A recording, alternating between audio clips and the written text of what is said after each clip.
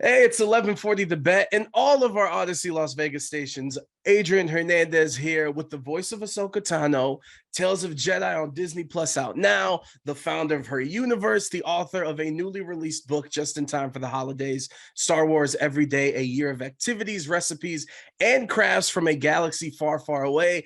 Ashley, how are you? Welcome to the show. How are you doing? Oh, I'm doing so good today, Adrian. Thank you so much for having me on the show, and thank you for the kind introduction. No, of course. And actually, speaking of that, number one, I'm so excited to talk about your appearances on that. So Raven and Drake and Josh. But on a serious note, like one thing I've been doing all year long, and of course we're in November now, so I'm not going to stop, is giving people roses. So pardon the long-winded introduction I'm about to make, but I've been wanting to be on radio since I was a little kid. I've been fortunate enough to follow that dream through. I've been at music stations. Now I'm primarily at a sports station. So I've gotten to interview musicians, singers, rappers, comedians, actors, athletes, all these different amount of people. I even got to talk to Shaq last month. And no disrespect to any of them, but this is the most excited I've been to get to talk to someone because like your character, your guys' story has meant so much to me, and it's also kind of coincided with the birth of my son, who's now 4 years old and mega fan of Star Wars and everything. So as we start, I just want to give you your roses for what you've been a part of, and the entertainment and the stories that you've been able to give to my family and to all of our fans. So I just want to say that right off the top.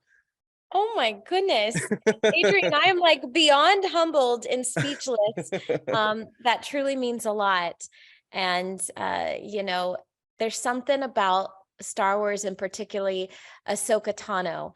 Um, where she just brings people together and connects people and inspires people.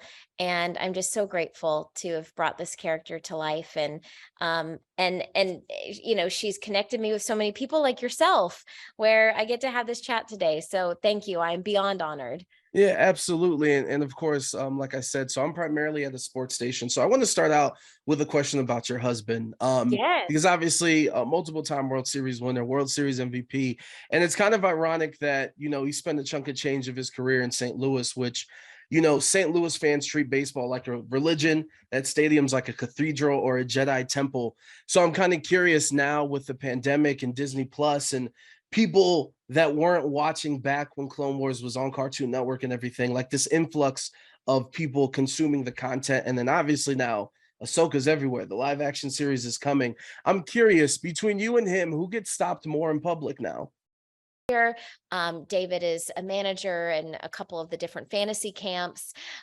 We do different events. He works with Mid-America Transplant Services still in St. Louis. So he goes back for, Donate Life Days.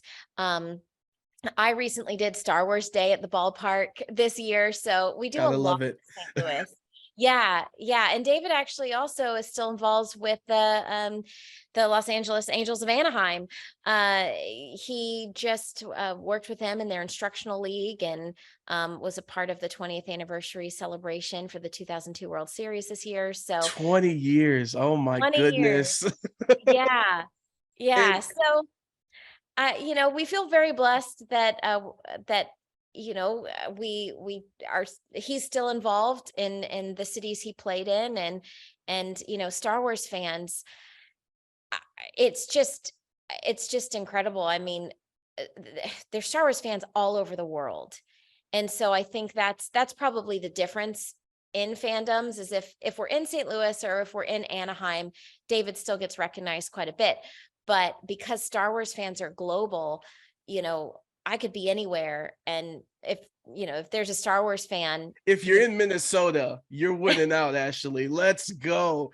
I am kind of curious too, because you do bring up the Angels. Now that we're talking about it and kind of putting two and two together, just real quick, how difficult was it for you in your career when he left the Angels? Because obviously Hollywood's in your backyard. If anything needs to happen, you need me to show up, I can do it within the day. And that equation changes. Did you stay put? Were you traveling with him when he played in all the different cities, or how did that work out? well, it's interesting because David's career definitely affected my career. And it wasn't so much the move from Anaheim to St. Louis as it was the move from St. Louis to Toronto. So when David went to St. Louis, I was still able to commute back and forth constantly from LA to St. Louis. And I was able to fly back for auditions or jobs and then get right back to St. Louis or wherever he was playing on the road. In fact, when David played baseball, I was with him for 8 of the 10 seasons that he played in the majors. I went to about 1,000 baseball games. So I went to a lot of games. I love baseball. And, I loved it and I enjoyed it. But when David went to Toronto, he had some injuries and I needed to go with him to some of the doctor's appointments and I wanted to be there for him. So that meant that I couldn't be in LA as much. And actually, all of my agents and managers dropped me. And they Wow. said, if you're not in LA, you're not auditioning. If you're not auditioning, you're not making us money. And if you're not making us money, then you're no good to us. I definitely saw the business side of Hollywood. 100%. And, it was devastating at first, but instead of just giving up, I looked at, instead of looking at what I couldn't do, I looked at what I could do. And that's actually when I got the idea for her universe.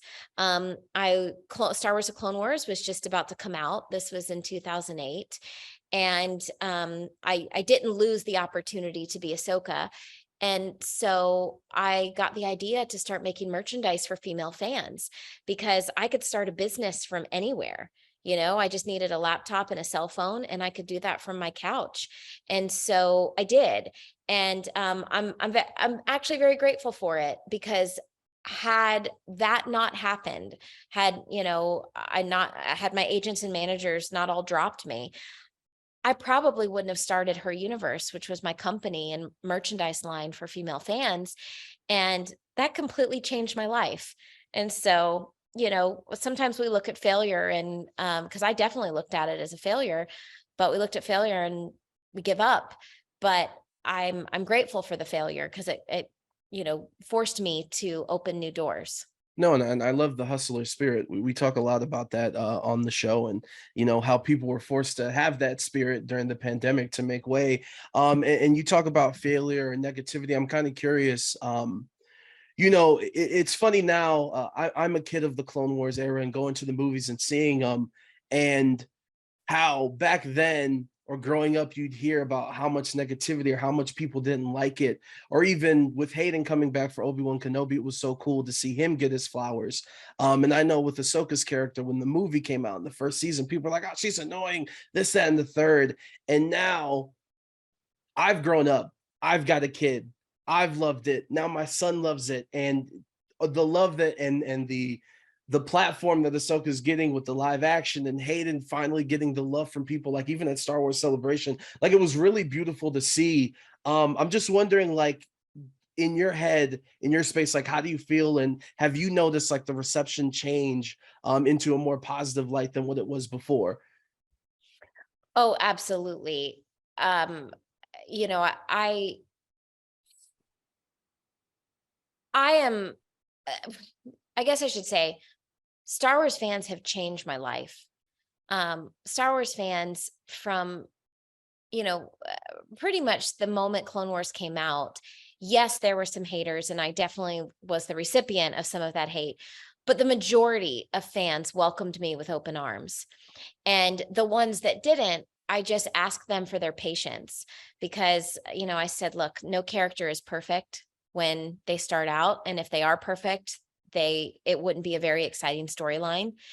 And I knew where Ahsoka was going because I was always a season ahead of what the fans were seeing.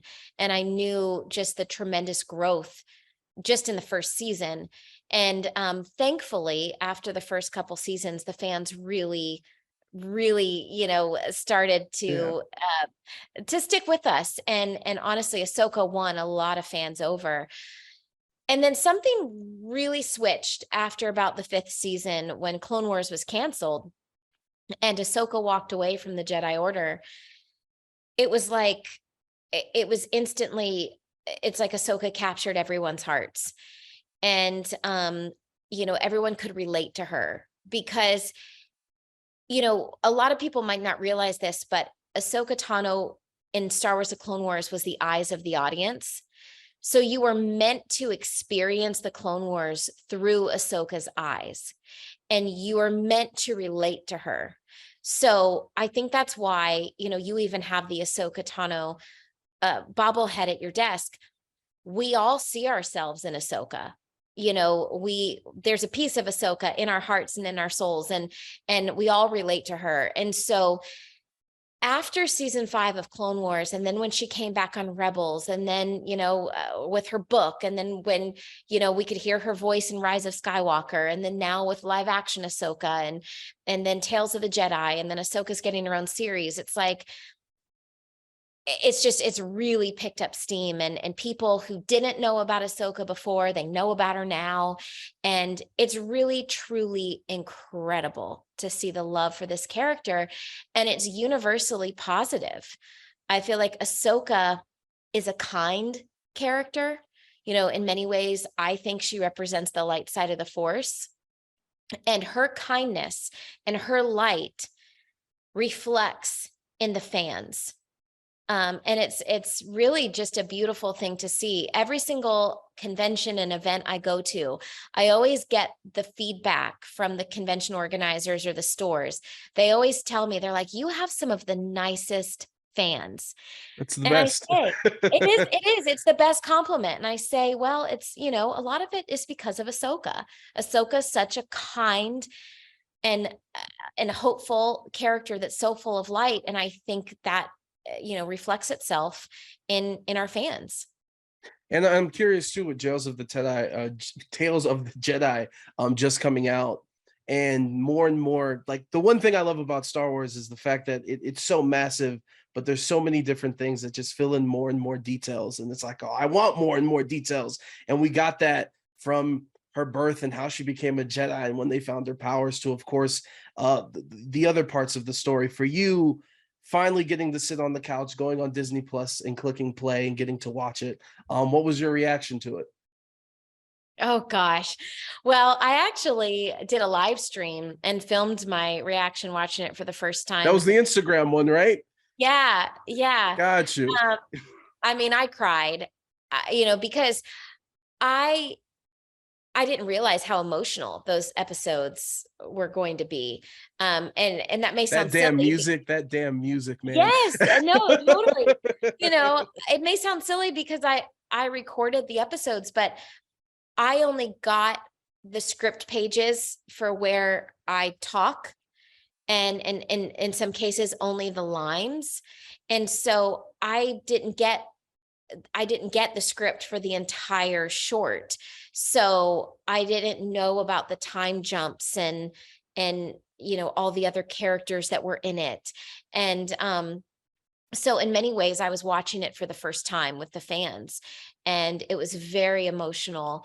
And then, yes, when you tie it all in with the animation and the music, we actually record our voices first, and then they do the animation to our voices. So I never get to see the animation when I record. So it's always just an awe-inspiring and emotional experience when I get to see the final product. And Star Wars animation never ever fails. But I do need to ask you, live action. I know you've been asked a lot. Hey, did you talk to Rosario Dawson? Have you met her? Has she asked for advice? And I even remember at Star Wars Celebration, like, it hasn't happened yet, but apparently it has. Yeah, Finally, the universe finally. worked together, and you got to have a conversation with. I'm just curious how that conversation was, and just how the meeting in person was. How'd that go? Yeah, it was a dream day, truly. I've been wanting to meet Rosario for 3 years, ever since I found out that she would be playing Ahsoka. And, you know, um, obviously I found out during COVID, so that nobody was meeting anyone during that time. Right. Uh, but it's just been, dream of mine to meet her. built a brand called Her Universe. So I'm a huge advocate in women supporting women. And, I've always been outspoken about the fact that I'm just one member of a giant team of people that it takes to create Ahsoka Tano. So I was thrilled to welcome Rosario to Team Tano. And so we finally met, and it was almost like a scene out of a movie.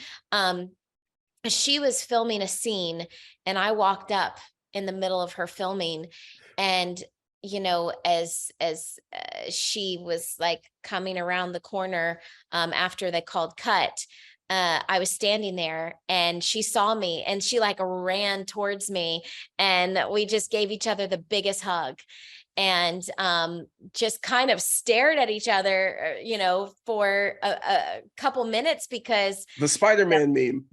yeah, yeah. I mean, I think I can share. Obviously, she was in costume, so it was very surreal for me to Can't imagine. like Ahsoka in the flesh. It was very, very exciting. And then she gave me, I don't even know if she knows this, because I'm a massive Disney fan, and she gave me like the ultimate compliment. She was like, "Oh my gosh, you're like a real life Disney princess," um, which I just thought was so kind. But we geeked out. It was mutual admiration society for sure. We took some photos together, and I got to watch her film a scene. So it was a wonderful afternoon. She couldn't have been more kind. And we exchanged numbers. We're going to be at our first convention together in December. So I'm It's just very, amazing. very excited to get, to get to welcome her to the Star Wars family. So I look forward to many more meetings ahead. No, 100%. And this smile is 100% just like God. It makes my heart happy. And last question before we get into the book, Star Wars Every Day, which is available wherever books are sold. The one thing I am curious about, Dave Filoni, is this, to me, as a fan, is this mythological just being that got all this information from George Lucas. And doing some research and getting ready for the interview, I love that you talked about how when the scripts were handed, he kind of put the whole cast through Star Wars University. It was like, hey, this is why this is happening, and this is what's going on in the episode, and here's the plot and what you need to know. I want to know, like, how is he as a person, and then also, maintaining this relationship and him overseeing everything and the responsibilities that have grown. How have you seen him grow as a person, and as a person that's kind of heading this new Star Wars that just everybody loves and wants more and more of?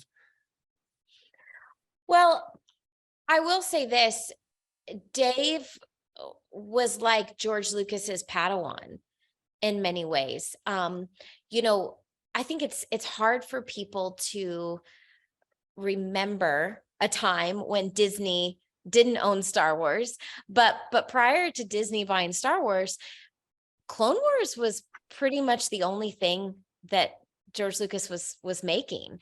There was that mythological potential live action series that never went anywhere, but the main thing he was making was Clone Wars. And so, George Lucas was very hands-on, and Dave didn't have a lot of experience prior to George bringing him on to oversee Clone Wars. And George gave him the opportunity and really trained him. And, Dave was already a massive Star Wars fan prior to coming on board, but to get to learn Star Wars from George Lucas is like a whole different thing. So, Dave really does know his stuff when it comes to Star Wars, and he takes it very seriously. And especially when it comes to honoring George Lucas and continuing his legacy, he's doing an amazing job doing that. So, I just think,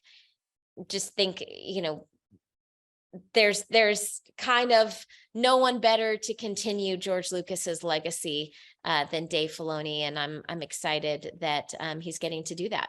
No, 100%. I'm excited to finally talk about this book, Star Wars Every Day, a year of activities, recipes, and crafts from a galaxy far, far away. Perfect gift for anyone listening that has that Star Wars friend or family. And I want to know, how did this come to be, and how long did it take for you to come up with all these different things that are in the book? Well, the book was actually a long time in the making.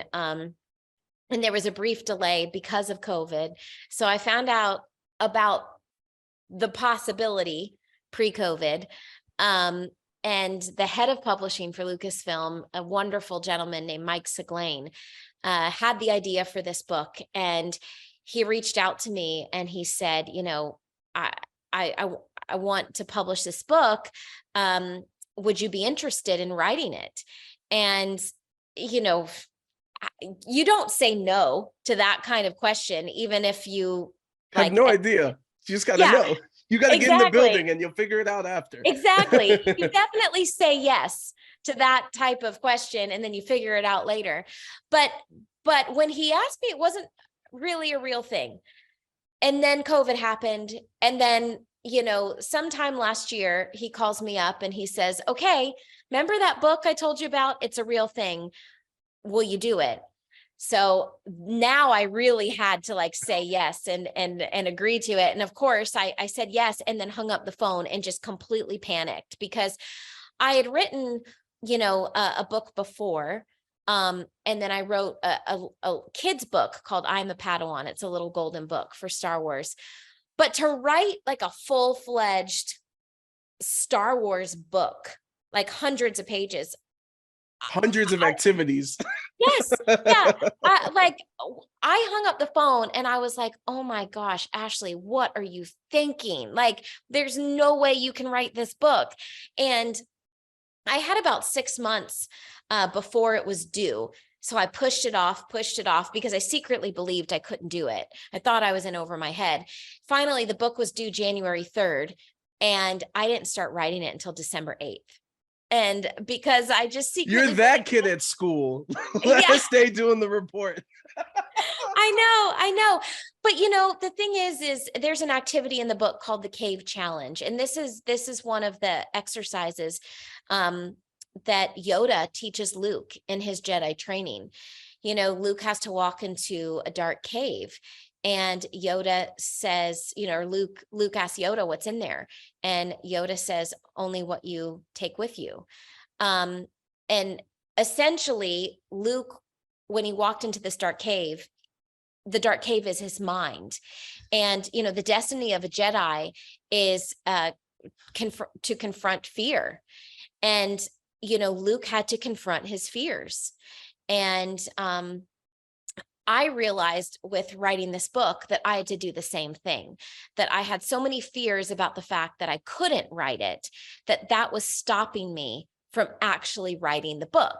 And when I realized that I had to enter my dark cave with positivity and hope and light and leave my fear and doubt, you know, and aggression at the door, is when it actually, the process actually got easy, you know, because I am a massive Star Wars fan and I have a ton of ideas of how to live your best Star Wars life. I'm always coming up with ideas of Star Wars recipes or crafts or activities.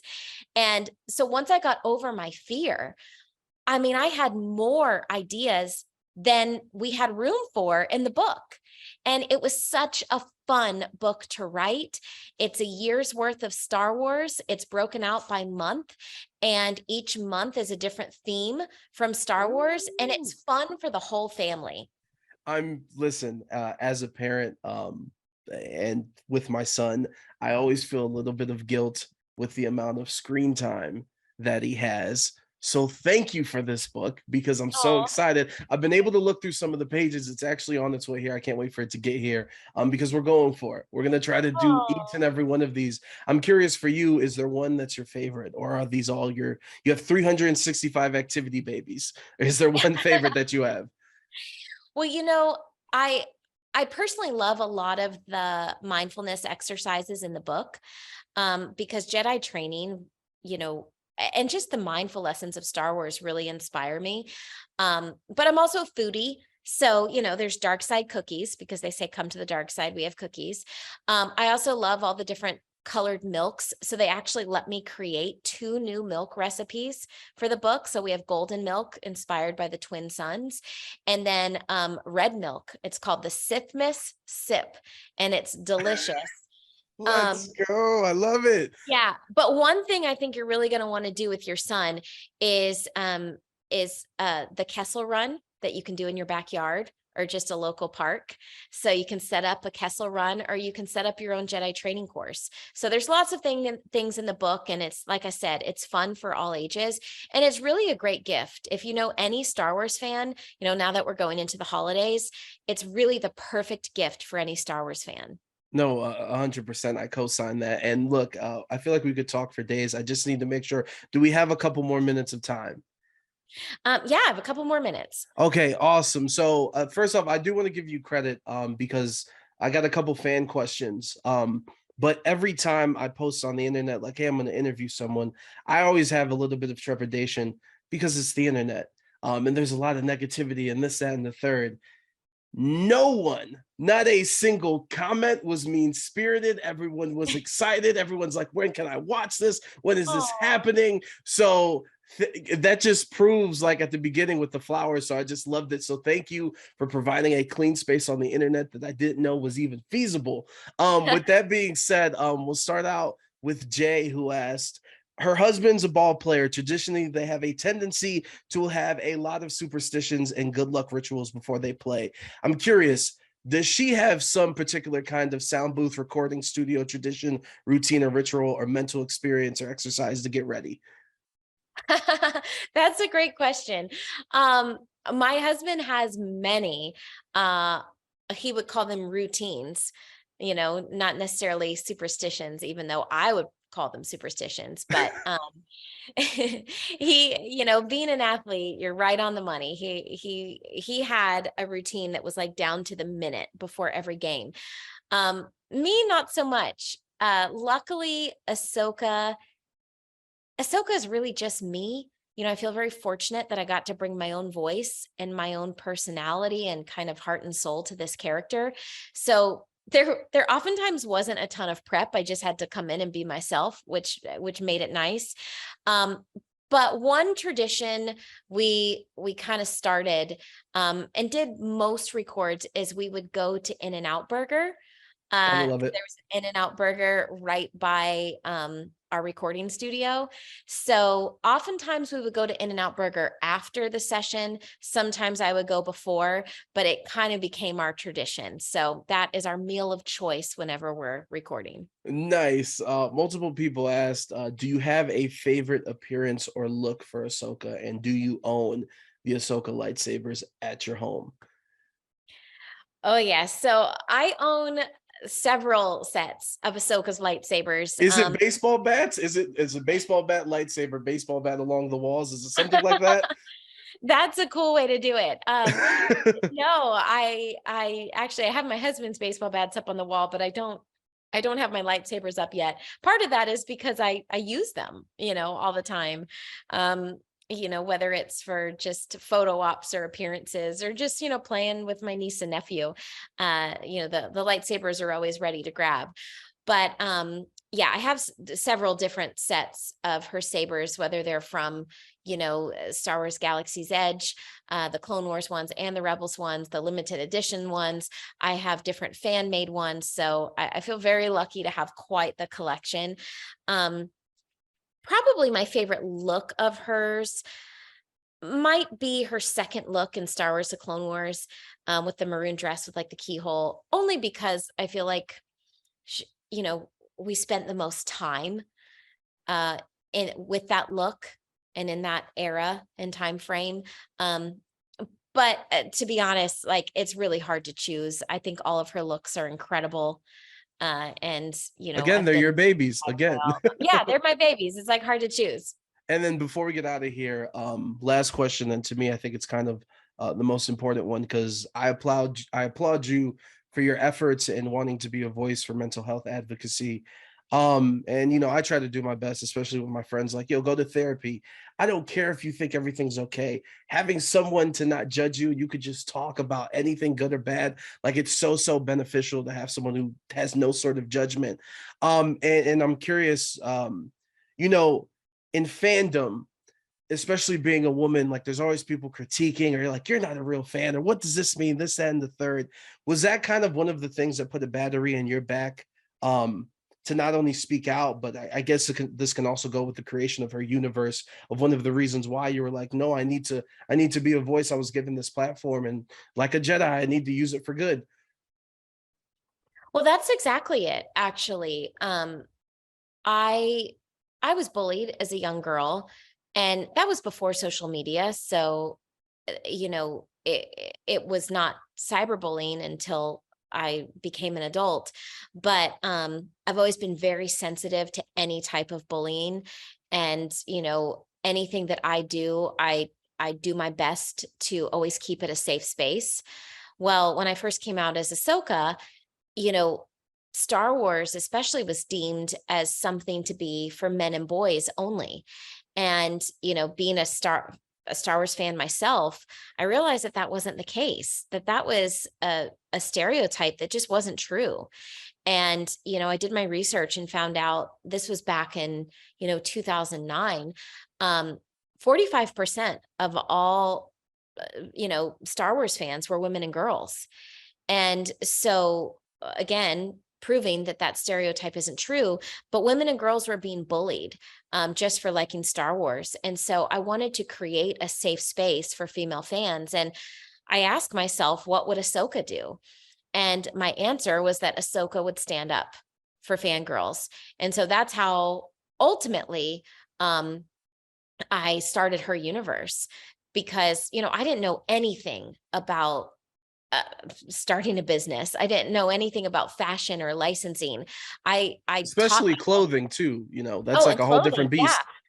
I taught myself on the job. And so I'm definitely, what pushed me over the edge to do it was to stand up for female fans and to create a safe space for all Star Wars fans, because Star Wars is not just for men and boys, it's not just for women and girls. Star Wars is for everyone. You can't put a gender on Star Wars. And so I'm a huge advocate for mental health. I a couple years ago was very viciously cyberbullied. It kind of went viral a little bit, and over something that just wasn't true. And I had proof that it wasn't true. But once it snowballed, there was nothing I could do about it. It's like, I For couldn't some even reason, defend they're my. always the loudest voices, unfortunately. Absolutely. And so that's really what pushed me over the edge to become very outspoken about mental health, because here I was an adult and I had tremendous support behind me, but it still messed with my mind. And I said, I can't imagine how people feel, especially kids, if they don't have the same support that I did. And so I, in many ways, felt that my voice was taken away because I couldn't defend myself. But I said, I'm going to get my voice back by being a voice for others and being a voice for mental health. And so it's been several years now. I post every Monday, and I call it Mental Health Monday. And I do a lot of work with Nationwide Children's Hospital. They're the first children's hospital in our nation that opened up an entire hospital solely dedicated to mental health. So I do a lot of work with them. And that's why I do all of the mindfulness exercises. I started a digital series with Lucasfilm with Star Wars called Star Wars Mindful Matters. It's on starwarskids.com, and it's a video series of shorts, and each 2 to 3 minute video teaches you a Star Wars lesson that's paired with a clinically based mindfulness exercise. So thank you for asking, because mental health is 100%. really important to me. And I feel very blessed that Star Wars has given me a platform to be an advocate for mental health. And even here at the sports station, I think like when we talk about athletes coming back from injuries and this, that, and the third, it's always the one aspect of things that we just don't talk about in the equation. Even my former co-host was a college athlete, and she had to make the transition of, oh, I'm not a professional at this thing that I've been playing since I'm 5 years old. Now I have to enter the real world and what I do. So it's like super, super important. So I'm thankful that this is a part of your platform and you push it so much, and just her universe and everything. Like I said at the beginning, this has been amazing. I feel like I could talk to you for hours, but you got things you got to get to. So before we get you out of here, thank you so much. I can't wait to show my son. He's not going to believe that I'm talking to Ahsoka. And for everyone listening, the book just came out, Star Wars Every Day, a year of activities, recipes, and crafts from a galaxy far, far away. And go stream Tales of Jedi on Disney Plus because it's amazing. Ashley Eckstein, Ashley, thank you so much for the time. I appreciate it greatly. Adrian, thank you so much, and may the force be with you.